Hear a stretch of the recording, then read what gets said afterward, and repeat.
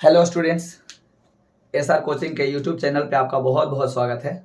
आज हम लोग संस्कृत व्याकरण सीखेंगे, है ना। और हम लोग अनुवाद करना सीखेंगे, जो कि बहुत ही महत्वपूर्ण पहलू है संस्कृत के लिए। तो सबसे पहले हम लोग बेसिक व्याकरण सीख लेते हैं, संस्कृत व्याकरण।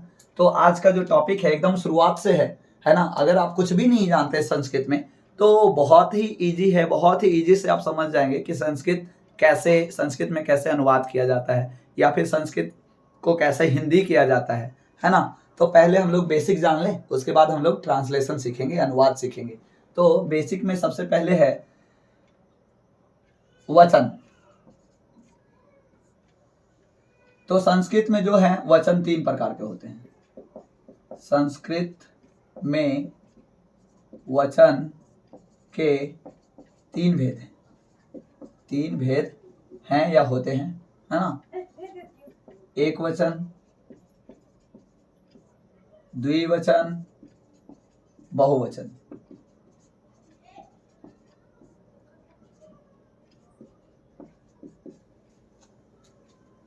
अब जान लीजिए एक वचन क्या है। तो जिस शब्द से संज्ञा या सर्वनाम के किसी एक संख्या का बोध हो, किसी एक संख्या का बोध हो, जिस शब्द से संज्ञा या सर्वनाम के किसी एक संख्या का बोध हो उसे एक वचन कहेंगे। जैसे रामा, राम कहने से कितने संख्या का बोध होता है? एक। बालका, बालका कहने से कितने संख्या का बोध होता है? एक, है ना। अश्व, अश्व कहने से कितनी संख्या का बोध होता है? एक। लता, लता कहने से कितनी संख्या का बोध होता है? एक। फलम, फलम कहने से कितनी संख्या का बोध होता है? एक। तो ये क्या हो गए? एक वचन। समझ गए होंगे। द्विवचन क्या होता है? द्विवचन जिस संज्ञा या सर्वनाम से दो संख्या का बोध हो, है ना। जिस संज्ञा या सर्वनाम से दो संख्या का बोध हो उसे द्विवचन कहते हैं। जैसे रामो अगर कहेंगे तो इसका मतलब एक राम नहीं, दो राम। बालकः बालकौ, बालकौ बोलेंगे तो एक बालक नहीं, दो बालक। अश्वः अश्वौ, अगर अश्वौ बोलते हैं तो एक घोड़ा नहीं, दो घोड़े। लता लते लता, लता लते, लते बोलते हैं तो एक लता नहीं, दो लते, दो लता। लड़की है, दो लड़की, लता नाम की दो लड़की। फलम फले, फले बोलते हैं तो एक फल नहीं, दो फल। तो इस तरह से ये जो हो गए वो क्या हो गया? द्विवचन, है ना। अब बहुवचन क्या होता है? तो दो से अधिक, जिस संज्ञा या सर्वनाम से दो से अधिक संख्या का बोध हो उसे बहुवचन कहते हैं। जैसे रामा मतलब बहुत सारे राम, है ना। बालका मतलब बहुत सारे बालक। अश्वा मतलब बहुत सारे घोड़े। लता मतलब बहुत सारे लता नाम की लड़कियां। और फलम फले फलानी, फलानी मतलब बहुत सारे फल, है ना। तो इस तरह से आपने समझ गया होगा कि वचन क्या है और वचन के कितने भेद हैं, है ना। वचन संख्या का बोध कराने वाला शब्द है और वचन के 3 भेद हैं, एक वचन, द्विवचन, बहुवचन। एक जानकारी के लिए मैं बता दूं कि संस्कृत में वचन के 3 भेद हैं, लेकिन हिंदी में वचन के 2 ही भेद हैं, एक वचन और बहुवचन। इंग्लिश में भी वचन के 2 ही भेद हैं, जिसे हम लोग नंबर बोलते हैं, singular number and plural number. तो यहाँ पे जानकारी यही है कि संस्कृत में वचन के 3 भेद हैं, है ना।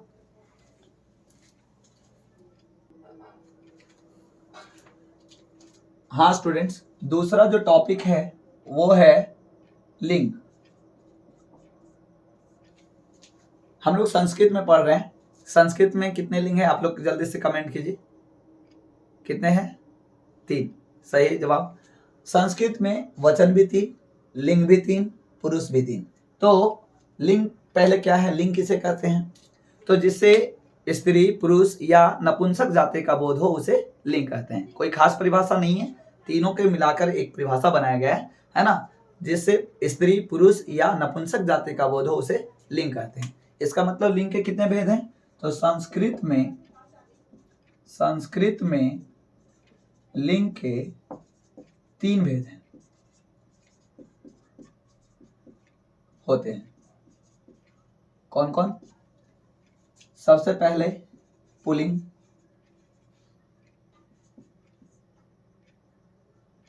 दूसरा स्त्रीलिंग,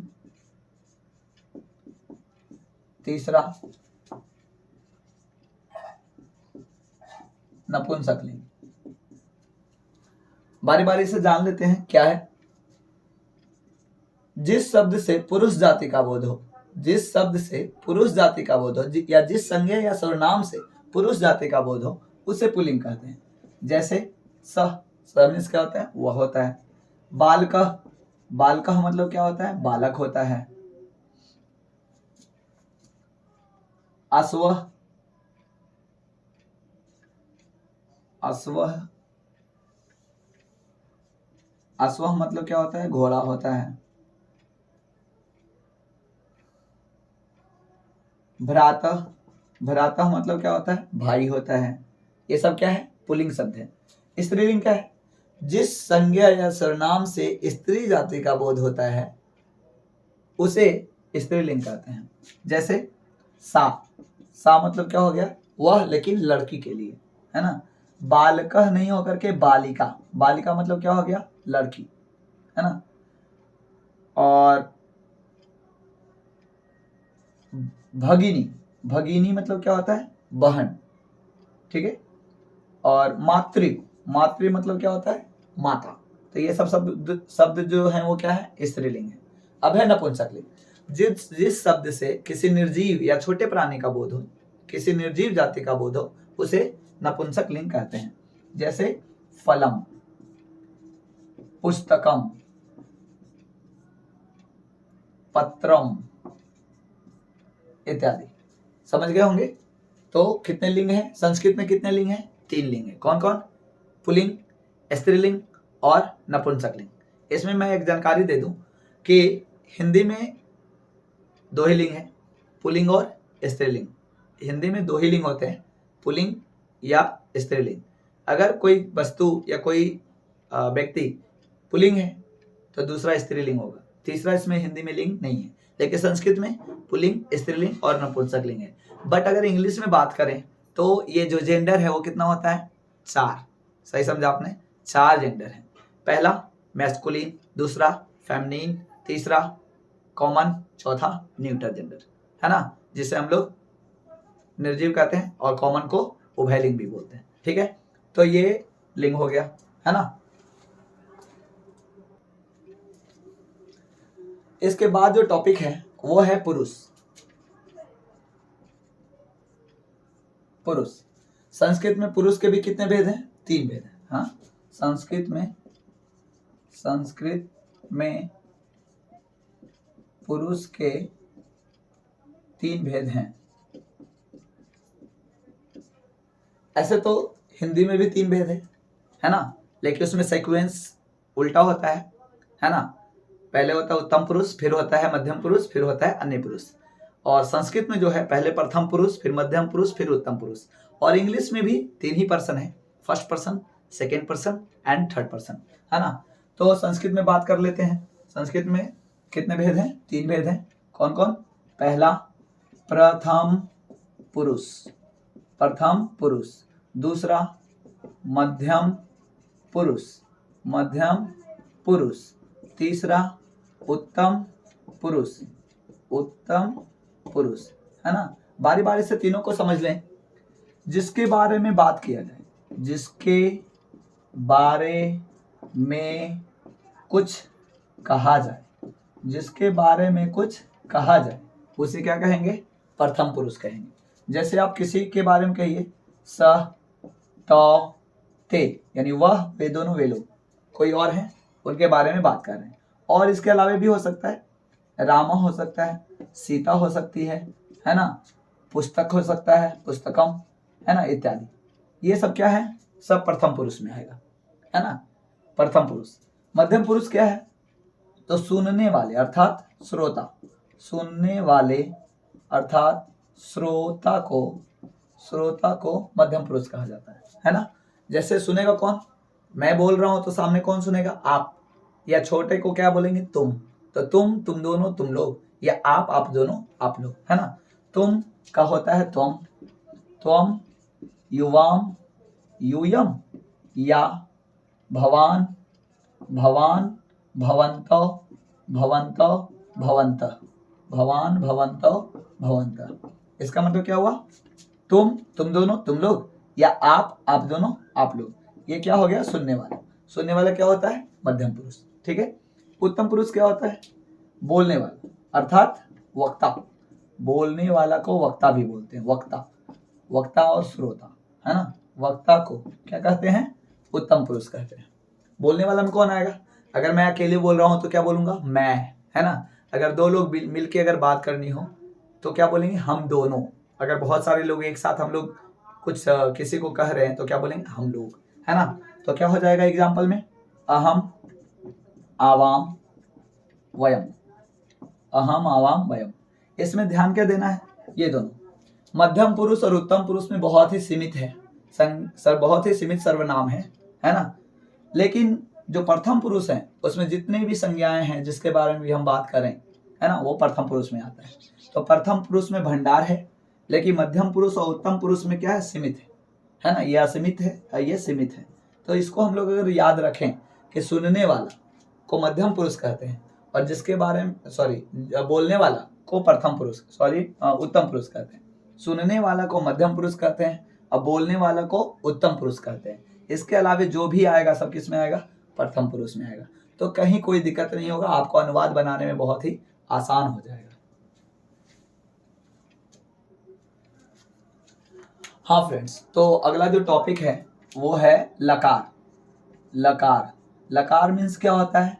काल, है ना। इसे हम लोग इंग्लिश में क्या कहते हैं? टेंस। इंग्लिश में क्या कहते हैं? टेंस। यानी कि जो शब्द समय का बोध कराए, है ना, उसे क्या कहते हैं? लकार कहते हैं। हिंदी में उसे क्या कहते हैं? काल कहते हैं। इंग्लिश में क्या कहते हैं? उसे टेंस कहते हैं। क्रिया के जिस रूप से समय का पता चलता है, समय का बोध होता है, क्रिया के जिस रूप से, अर्थात क्रिया को देखना है, काम को देखना है। काम से पता चल जाएगा कि वो किस समय का बात कर रहा है, अभी का या पहले का या बीता हुआ का या आने वाला का, है ना। तो समय का बोध कराने वाले शब्द को क्या कहते हैं? लकार कहते हैं। तो हिंदी में कितने लकार होते हैं? 3, है ना। काल कितने होते हैं? 3, वर्तमान काल, भूतकाल और भविष्यत काल, है ना। लेकिन संस्कृत में जो है वो 10 लकार होते हैं। कितने होते हैं? 10। लेकिन हम लोग को अनुवाद की सुविधा के लिए हम लोग को कितना पढ़ना है? 5 पढ़ना है। कौन कौन पढ़ना है तो बता देते हैं। पहला है लट लकार। लट लकार को क्या कहेंगे? वर्तमान काल, है ना, वर्तमान काल। दूसरा क्या है?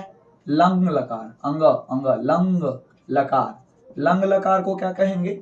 भूतकाल, भूतकाल। तीसरा क्या है? तीसरा है लिरिट लकार। लिरिट लकार को क्या कहेंगे हिंदी में? भविष्यत काल।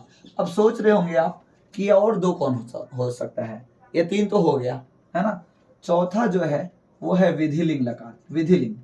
विधिलिंग इसलिए क्योंकि इसमें चाहिए होता है। चाहिए के अर्थ में जब भी चाहिए लगा रहेगा, चाहिए जब भी हिंदी के अनुवाद में लगा रहेगा तो उसे हम लोग अलग लकार में बनाएंगे, जिसका नाम है विधिलिंग। और 5वां जो है वो है लोट लकार। लोट लकार किसके लिए होता है? आज्ञा या आदेश के लिए होता है। यहाँ आओ, वहां जाओ, बैठ जाओ, खड़ा हो जाओ, एक गिलास पानी लाओ, है ना। ये क्या है? आज्ञा और आदेश है। और ऐसा सेंटेंस को किस में बनाएंगे? लोट लकार में बनाएंगे। तो आप समझ गए होंगे लकार कितने हैं? तो लकार 10 हैं, लेकिन हम लोग को कितना पढ़ना है? 5, है ना। कौन कौन पढ़ना है? लट लकार वर्तमान काल, लंग लकार भूतकाल, लिरिट लकार भविष्यत काल, है ना, विधिलिंग चाहिए के अर्थ में, और लोट लकार मतलब आज्ञा और आदेश। ठीक है, इतना याद रहेगा। ये बहुत ही सिंपल है। ट्रांसलेशन अगर बनाना है, अनुवाद अगर बनाना है, तो ये 4 बातें आपके लिए बहुत ही महत्वपूर्ण है। अभी और भी 2-3 और भी बातें हैं, 2-3 परिभाषाएं और हैं जो जानना जरूरी है, बट ये 4 बहुत ही जरूरी था। ठीक है।